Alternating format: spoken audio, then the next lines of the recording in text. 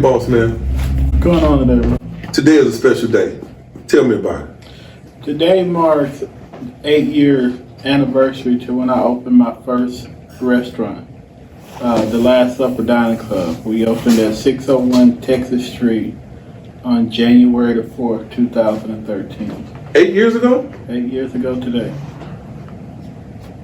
How do you feel about that experience? What? That experience was, looking in hindsight, was probably one of the best experiences in my life, one of the most challenging experiences in my life. And I'll never forget the day we closed. We were only open 8 months. And the day that we closed, after moving, packing everything up and getting everything situated in storage, I sat down on the couch and I told my wife, I know how to run a restaurant. I got to learn how to own a restaurant. And over the last 8 years, I put much time, effort, and energy into mastering the craft of small business ownership, not just opening and running it, but running it effectively and efficiently as any other organization that you would come across.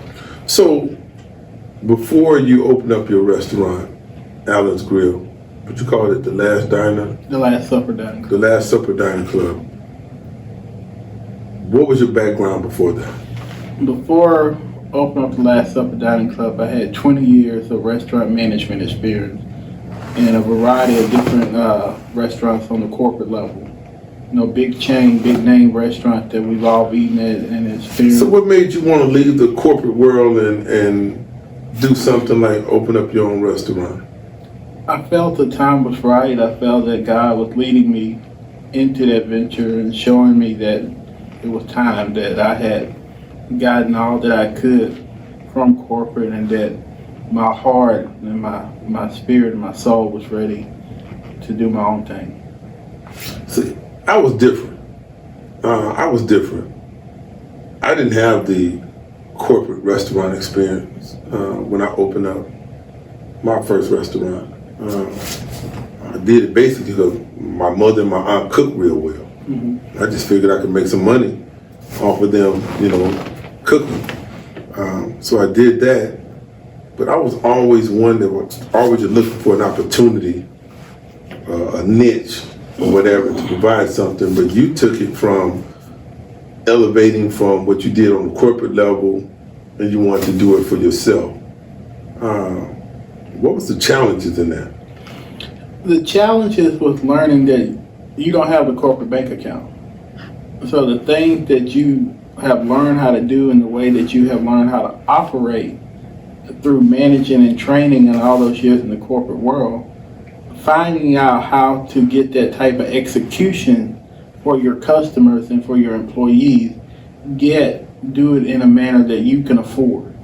Because there are certain things on a corporate level that their bank account allows them to do. So in other words, you're saying that old cliche, it takes money to make money. Correct. It takes money to make money, and it takes money to run your business efficiently so you're not losing money unless you take the time to learn those nice little tricks of the trade, I guess is the way to But that's something that very few people get. Right. Very few people understand just because you have a great idea don't mean you need to go into business. Correct. And just because you're a good cook don't mean you need to open a restaurant. Unless you learn just because your mom and your aunt were good cooks doesn't mean at the end of the day that the money translated to profit to the bottom line.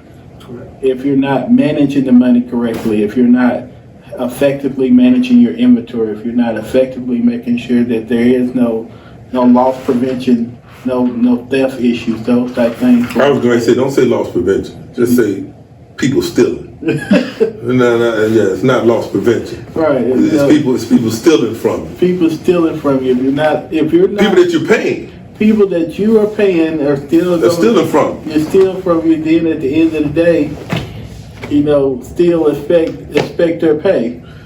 I honestly could not tell another person to go into business for themselves. I honestly couldn't do that because the perception is so far from reality. Starting your own business, you don't get paid. You got to pay everybody else. Mm-hmm. And at the end of the day, nobody really gives a damn about how you're going to pay all the things you need to pay. You forget the point where you start getting all bombarded with all the requests from the churches and different organizations, thinking just because you open the door that you magically do have money to donate and to participate in different things that they got going on. How do you feel? What's your viewpoint on being a small black business versus being a business? My viewpoint on small black ownership is that that black hate is real. When you say black hate, what you help me out? As a small black business owner, when you come out in our community, you're gonna have all these people come to you. We're here to support you. We're here to help you. And they are. They're gonna come out and support you. They're gonna eat with you, whatever your business may be. You're gonna get them one time based on being black. But if you do not execute that one time, they're gonna tear you down. It's not like, they're gonna give you encouraging information and things and viewpoints to lead you in the right direction. They're gonna rip your freaking heart out. Right. They're gonna get on social media before they leave the restaurant. Do not come to this freaking place again. I didn't like my mimosa. Yeah. But then this is the other tale of it that where I'm at now. If you are able to fight through the black hate and fix your problems, and you're able to elevate yourself to where you are having some success and seeing some return on your project, then you get the hate. Oh, he think he all that. He think he better than us. So it's a no-win situation, really, in my opinion, being a small black business owner. Because you have to, I tell people all the time, and I have people contact me, call me and ask me for business advice. And you said you wouldn't recommend anybody going into business ownership. My recommendation is, if you do not have a passion for what you're finna do, don't do it. I don't give a damn if you got passion out the yazoo. You can have all the passion you want. The reality of it is, corporate white America get 80% of the black business, 100% of their business. Correct. Flip it over on the other side, we get about 30 to 40% of blacks, and you get about 25% of the white community. It's very unfortunate that if we're unable to tap into white America, as you said, there's a great chance that black America is going to help you close. So, in your experience, what do you do to navigate through this? Pray that God descends from heaven and walks to your restaurant and bless you. It is disheartening. It's gratifying overcoming the challenges, but it's disheartening to see your own people. And if one more person tells me, I want to support black businesses, I freaking fall out. Mm-hmm. Because they're thinking that they're doing you a favor versus this is the way that we should conduct businesses with each other.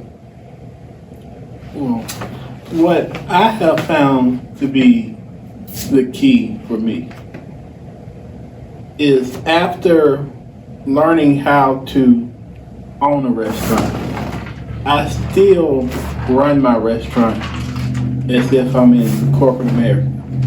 Our hours of operation that the customers see and experience, my job and my goal is to make sure that you have a dining experience no different than any other chain food place that you would go to. And that's what I strive for in execution every day, that we're open, that you're getting greeted at the door, that you're getting hot food that's supposed to be hot, that you're getting cold food that's supposed to be cold, and that the dining experience lets you forget who owns the restaurant.